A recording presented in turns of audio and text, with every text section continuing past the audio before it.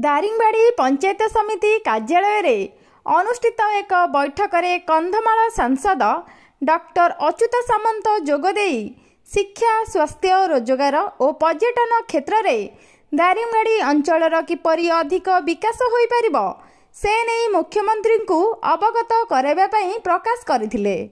उक्त बैठक में दारिंगबाड़ी गोष्ठी उन्नयन अधिकारी गदाधर पात्रंक समेत अन्य मान्यगण्य व्यक्ति माने उपस्थित थिले। व्यक्तिगत सांसद हिसाब रे शिक्षा स्वास्थ्य पर्यटन रोजगार